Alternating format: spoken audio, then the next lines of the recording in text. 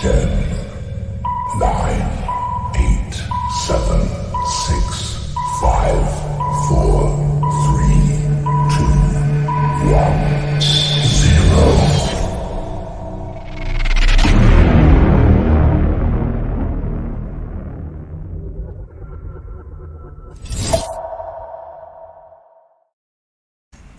Paturesnan ko da sige nos via di nos plataforma nos que di parte di Biblioteca Nacional Kòrsou agradeciturende ko da siguiendo nos pa informashon importante aqui que nos tem awe 17 de agosto 2022 comemorando a fecha de abolición de esclavitut na Kòrsou.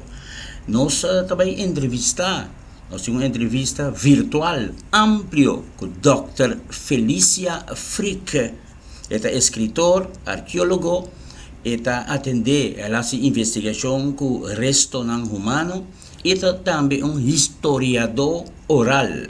Tudo isso aqui no quadro de fecha comemorativo que nós temos a 17 de agosto, mas nós mencionamos acaba a fecha que indica a abolição de St Esklavisá da 1863. Também Dr. Fricke trabalha a entrega de seu buki Slaafgemaakt, Rethinking Enslavement in the Dutch Caribbean. Mrs. Felicia, good morning here in Curaçao, and then good evening for you in Copenhagen. How are you doing? Good morning, bom dia. I'm doing well, thank you. How are you? I'm doing fine. What can you introduce yourself to the audience, please? Sure. So, good morning or good afternoon, everyone. Thank you so much for attending this event. And I also really want to thank the National Library of Curaçao for inviting me to present on this really special and important day. My name is Felicia, and I'm currently a researcher at the University of Copenhagen. But before that, I was a PhD student at the University of Kent in England. And the research that I did for my PhD is what the book that we're going to talk about today is based on. Yes. Which motives have drawn you to do the studies, but also expose these facts and events on slavery in your treasure book, how I call it, treasure book, Slaafgemaakt? Thank you. So I think there are a few reasons. Slavery is something that I've been interested in for a long time.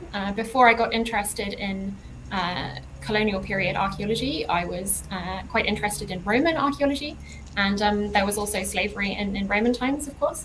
But I think there is, for me, a strong familial connection to this topic. My dad is from the Dutch Caribbean island of Bonaire, and I still have a few family members living in Curaçao.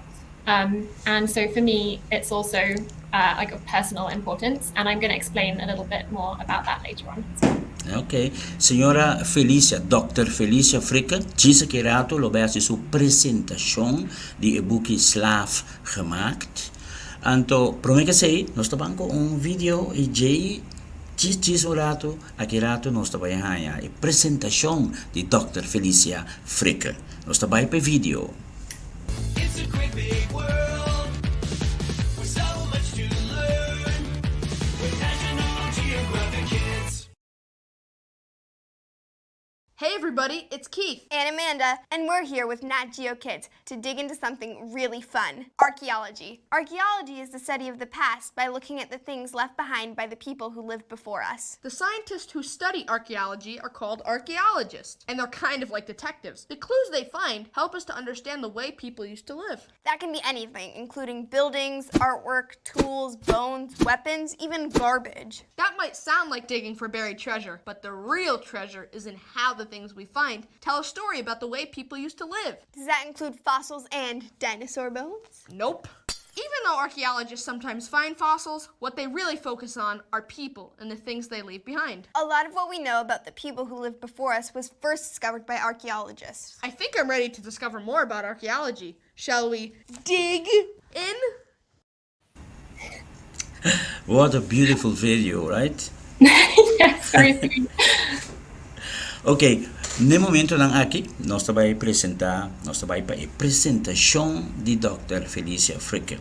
So, now we came to the time that we're going to look for your presentation. Great, thank you.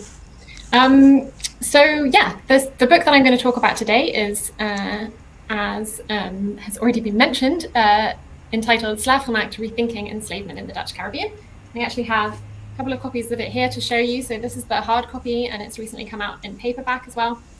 And what I want to do with this presentation is just take you through how this book comes to exist. And I should say that if any of you are familiar already with some of my work, then you'll know that I study not only oral histories and artifacts, but also human remains. And in the book, there are pictures of human remains, but in this presentation, I won't show any because I know that it can be a sensitive thing to look at. So just to let you know, I'm not going to show any pictures of human remains today. Can I have the next slide, please? Yes, so this book was published a couple of years ago now, in 2020, and I really wanted to do in-person book launches for it, but of course the pandemic prevented that, unfortunately. And I wanted to make sure that everyone can access it in the Dutch Caribbean. So on each of the islands where I studied, so St Eustatius, St Maarten, and Kòrsou, the local libraries have copies of this book that you'll be able to take out and read at your leisure. Alternatively, if you want to buy it, you can also get it from most online book retailers or directly from the publisher, CGRN. So first of all, before I dive into the contents of the book and how it came to be, I'm just going to say something about the title. So the first word of the title, Slavgemaakt, is a Dutch word, and it's a comment really on the discourse that was happening in academia at the time when I was doing my PhD thesis. So historians and archaeologists and anthropologists were all having a conversation about whether we should refer to slaves or to enslaved people. And Slavgemaakt, of course, means enslaved in Dutch. And the consensus came to be, after all this discussion, that the term enslaved people really emphasizes that slavery is not an essential part of a person's being. Instead, it's something that's forced upon people. And the clunkiness of the phrase slavgemaakt or enslaved in both British, English and Dutch sentences really encourages you to pause on those words and take notice of what they mean. Next slide, please.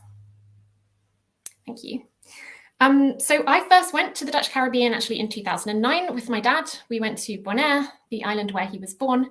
And actually you can see on the left-hand side the house that he was born in. Unfortunately, the last time I went to Bonaire, I discovered that the house has been bulldozed and turned into a car park. So that's quite sad.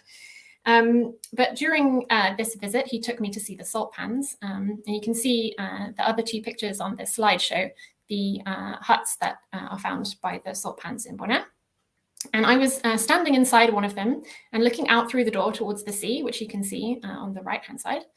And I remember my dad standing outside and saying to me 6 people would sleep in each one of these huts. And I was only 19 years old at the time, and this made a really deep impression on me. And I was also studying for an undergraduate degree in archaeology at the time.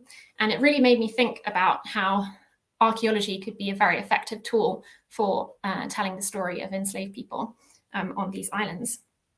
I also think it's important to mention that it would be a very good question, I think, as to why it should be me that eventually came to do my PhD on this topic and not somebody else. And, you know, I think there's still a lot to be explored in this area, and I certainly have not exhausted all of the information that can be found. But I think what I could offer to this topic was the interdisciplinarity of my research, first of all. So that was the use of all these different types of data to bring them together to tell a story that is not the same as what we might find in historical documents. But also that I do have this familial connection to the islands, and I think that makes me feel very emotional about it. And so one of the things that I did whilst I was doing my research was to keep a diary where I would write down every time I read a book or I did an interview with someone or I was writing, I would think about the ways in which my identities as, you know, a white, cisgender, Western, highly educated woman were impacting the research that I was doing, but also how the identities I have with having Dutch Caribbean family heritage and also being a woman, and how all these different identities would have had an impact on the way I did my research, perhaps in a different way to how someone else would have done it. And that was a good way, I think, to interrogate myself and to try and catch any areas where I had bias. Can we have the next slide, please? Thank you. So you don't have to read this slide, it's quite dry. This is a list of my research questions that I had during my doctorate at the University of Kent. And the title of my doctorate was The Lifeways of Enslaved People in the Dutch Caribbean. But I'm just going to give you a sort of overview of what these questions mean. What I wanted to do was to use archaeology, human remains, and oral history to produce a narrative that did not rely on the words of dead white men. And that's something that the dominant historical narrative really does tend to do. And I wanted to focus on Kòrsou, St Eustatius, and St Maarten because all three of those islands could provide those different types of data sources that I needed. And to collect these data, I went to existing archaeological connections on each of the islands. So in Kòrsou, it was the collection curated at National Archaeological Anthropological Memory Management, or NAM. And I also did interviews with over 30 people who also contributed to developing themes of my thesis. And I have to say that very few people want to write a PhD thesis and even fewer want to read one. So I really deliberately wanted to rewrite the whole thing to make it more interesting for non-academics to read. But if for some reason you want to read a more boring version of the book, you are welcome to access my PhD thesis online at the Kent Academic Repository, or KAR. Can I have the next slide, please? Thank you. So this is the table of contents from my book. And as you can see, it's laid out in a completely different way to a PhD thesis. So there's not really a methodology section. There's not really a literature review or theoretical framework.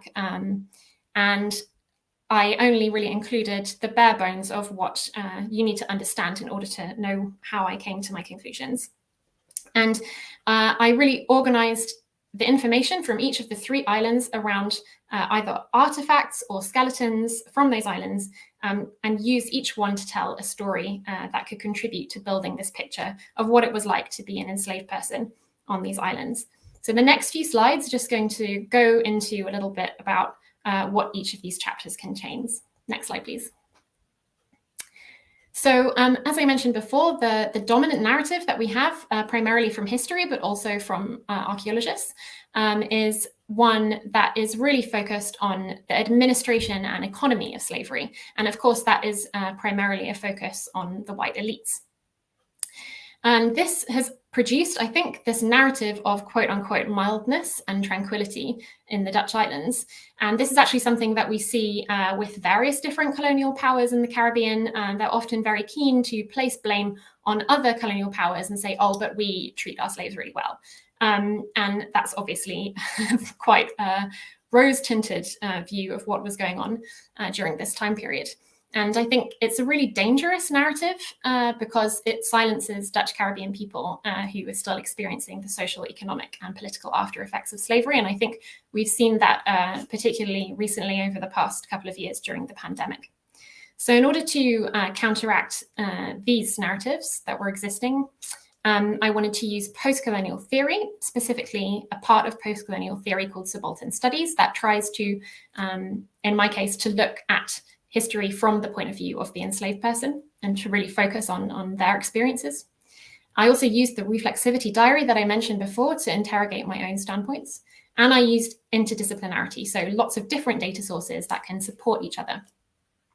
And I think a really important part also of my approach was that I defined slavery in a slightly different way to how other scholars may have done in the past. I found that scholars often use the concept of legal ownership in their definitions of slavery, and I thought that that wasn't very helpful. From what I had read and from the research that I did in the Dutch Caribbean, it seems that slavery is a psychological and a physical experience, and one that people still experience today, indeed, in almost every country in the world.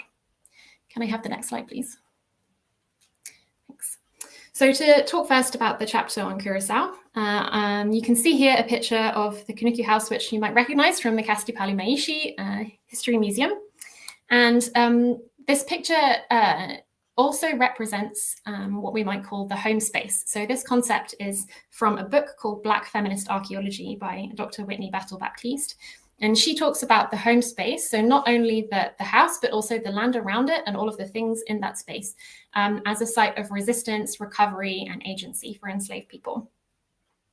And this evidence from the Kastipali also shows the various different African and indigenous influences on both architecture, but also on traditions. And it also shows how the supernatural was just threaded throughout this experience of survival and recovery and resistance that enslaved people had inside the home space. So you can see two examples here. One of them is the frizzled hens, so hens with curly feathers that were supposed to dispel bad energy, and then the aloe vera plants planted around the Kunuku house to attract good energy. And this also feeds into some other of my publications. If you're interested, there is a website called the Landelijk Netwerk Slavernijverleden, and they publish an open access journal called Basá, in which I have a short article about the theoretical approach to slavery that I used in both English and Papiamentu. And actually, a lot of my theoretical approach was developed in Kòrsou, and that's because of the wonderful evidence, archaeological evidence, and also oral historical evidence, and also the passion with which the people I interviewed talked about this topic. So I have a lot to thank Kòrsou for. I'd also like to mention here that there's also another article available about Kòrsou and archaeology, specifically about one skeleton that is curated at Nam. So the individual that this article is about was a first-generation enslaved woman who was forcibly transported across the Atlantic as an adolescent. When she died, she was only 18 years old, but the stresses of her life had had such a profound effect upon her body that she had only developed to the pubertal stage of around a 12 to 15-year-old. So evidence like this can be used to counteract narratives that relativize slavery in Kòrsou as mild. And yeah, analyzing the skeleton of this young woman in particular had a profound impact upon me. My co-authors for that article were Amy Victorina at NAM, as well as Jay Havazer, who used to run the AAINA in Kòrsou as well, and Jason Laffoon from the University of Leiden, who did some scientific analysis. Can I have the next slide, please? Thanks. So now we move to St Eustatius. It should be said that previous archaeologists who worked on Statia had painted a pretty rosy picture of slavery there. So if you read a lot of other publications about this island, you will encounter a narrative that foregrounds access to luxury goods, access to money, perhaps relatively easy paths to freedom for enslaved people there, and life outside of the view of the plantation owner, so a greater degree of privacy. But if you look at the same evidence from the theoretical perspective that I used, i.e. that enslavement is both physical and psychological, and trying to look at that from the enslaved person's point of view, these interpretations about this rosy picture of slavery really unravel.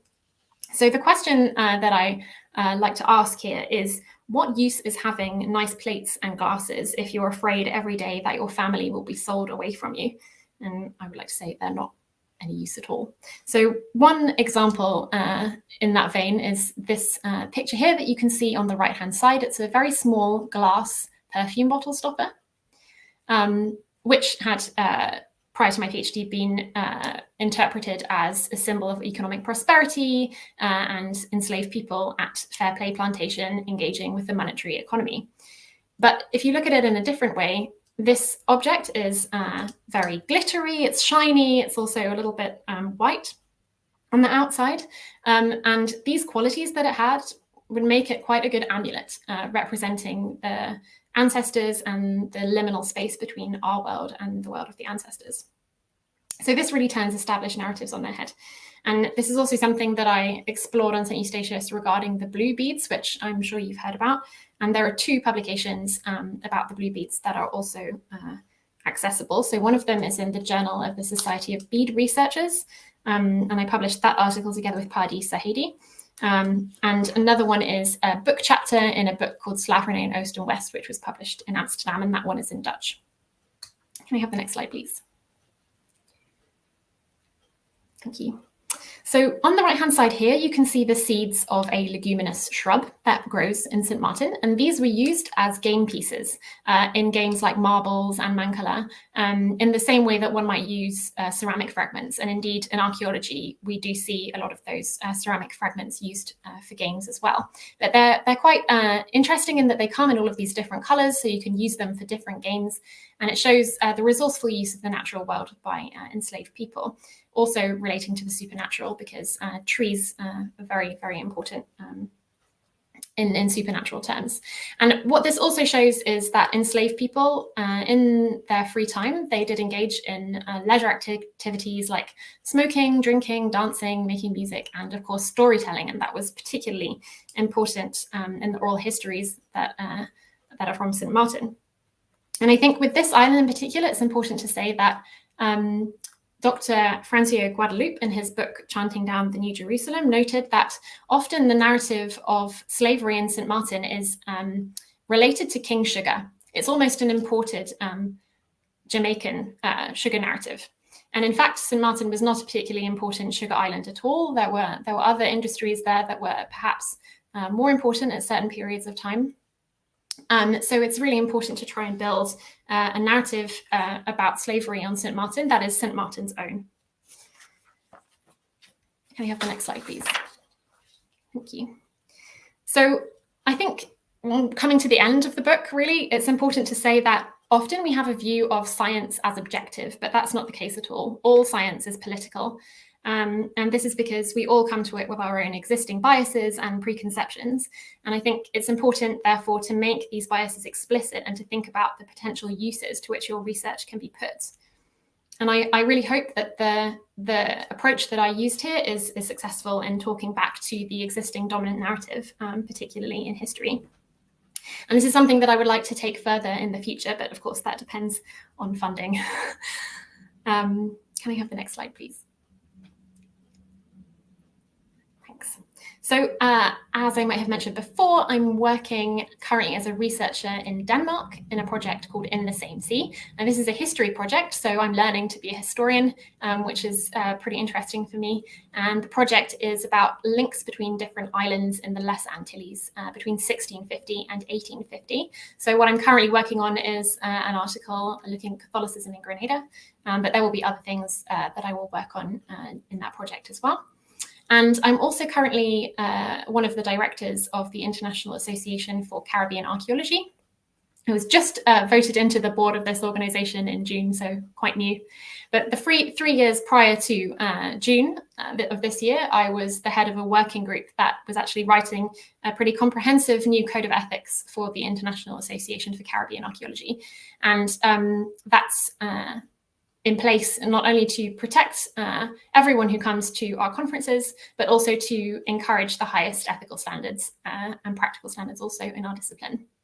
And finally, I'm also currently first secretary of the Dutch Association for Physical Anthropology. My term as first secretary of this organization will come to an end at the beginning of 2023, but I've been on the board of that organization for several years now, and it's been a really, really good experience, and yeah, I'm enjoying it. And can I have the next slide? Thank you. So Masha, thank you for listening. Contact me if you have any questions in the future. You can see here my email address, my Twitter handle, and my website. And yeah, I look forward to hearing more of your questions. Thank you. Yes, thank you, Dr. Fricke. Habitantenan of nosotros están siguiéndonos con mira y lo cual nos está creciendo aquí a través de las plataformas de Biblioteca Nacional Kòrsou.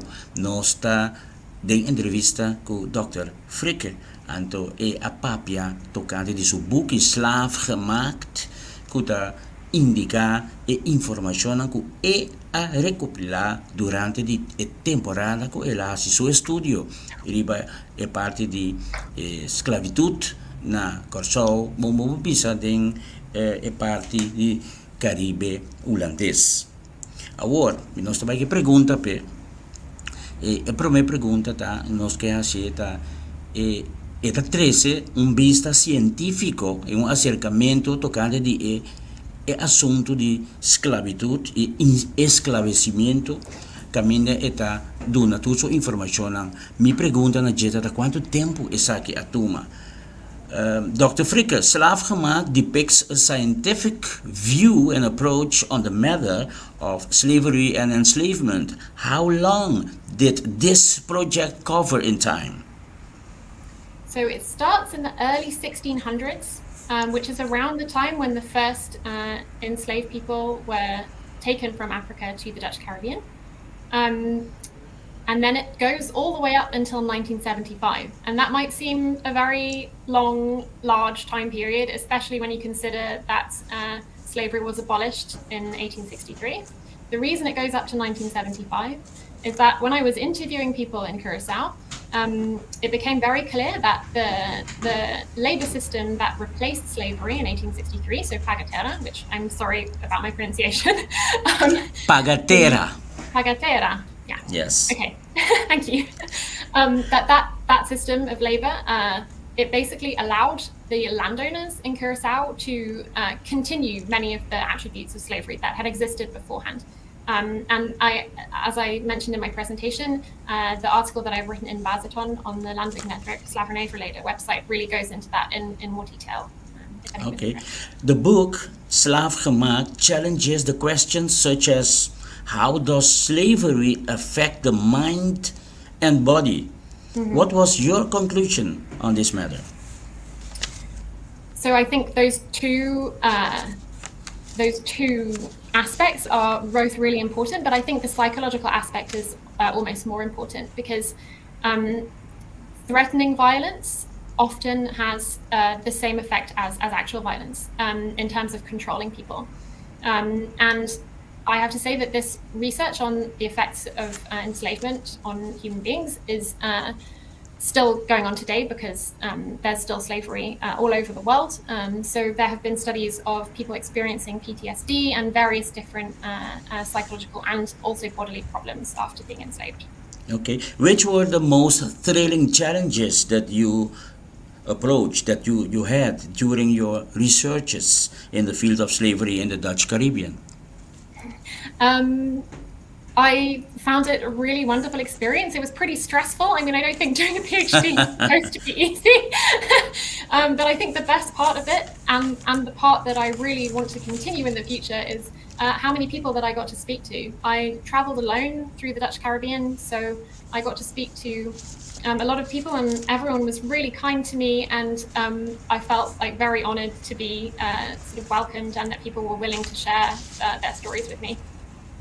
Okay, personally, I must admit I was shocked but much pleased when I read about the comparison of the research that you did on the various excavated bones that you mentioned in your book. So that was for me, wow, that's the very first time that I understand that there was this approach by using the excavated, the human remains, so that you could understand better what happened in those times. Yeah, it's a very immediate way of looking at what happened to someone in their life. I know that I said that psychological aspects of enslavement might be even more important than physical ones, but actually when we experience psychological stress as humans, it also has an impact on our body. So during the presentation, when I was talking about the young woman buried in Pietermaaie, some of the delay in her development that she experienced could also have been due to psychological stress, not just physical stress. Wow. Now, I must say, and I will say this in papiamento, e book está available, está disponível na Biblioteca Nacional Kòrsou. Okay, we passa via e book is no seguro. The book is available at our National Library, and people can always come by and fetch and borrow the book. My last question, but because time has gone so fast, my last question: why should someone read this book? I hope it provides a different way of looking at the past in the Dutch Caribbean, and I hope that everyone finds it as interesting as I did. It made me pretty angry doing that research, I have to say. I think it radicalized me. Okay. Yes, so that I mean, I know, and I would recommend people to read the book because I read it myself, and this is just an opening, an eye-opening about what really happened then. Very much thanks for your time, for your presentation. This book will have a special place in our National Library. Very much thank you, Dr. Felicia Fricke, and until another time that we might meet to talk and discuss about the book. Thank you so much. That really means a lot to me. Thank you. Okay, bye. Thank you. Essa aqui estava uma apresentação especial tocante de buki Slaaf gemaakt de Dr. Felicia Fricke. Por escutar su detalhe ng su explicação de como e para mês passa na biblioteca, wake buki, lesa buki, fia buki. Turcos bom, danke te outra ocasião. It's a great big world with so much to learn with National Geographic Kids. Hey everybody, it's Keith. And Amanda, and we're here with Nat Geo Kids to dig into something really fun, archaeology. Archaeology is the study of the past by looking at the things left behind by the people who lived before us. The scientists who study archaeology are called archaeologists, and they're kind of like detectives. The clues they find help us to understand the way people used to live. That can be anything, including buildings, artwork, tools, bones, weapons, even garbage. That might sound like digging for buried treasure, but the real treasure is in how the things we find tell a story about the way people used to live. Does that include fossils and dinosaur bones? Nope. Even though archaeologists sometimes find fossils, what they really focus on are people and the things they leave behind. A lot of what we know about the people who lived before us was first discovered by archaeologists. I think I'm ready to discover more about archaeology. Shall we dig in?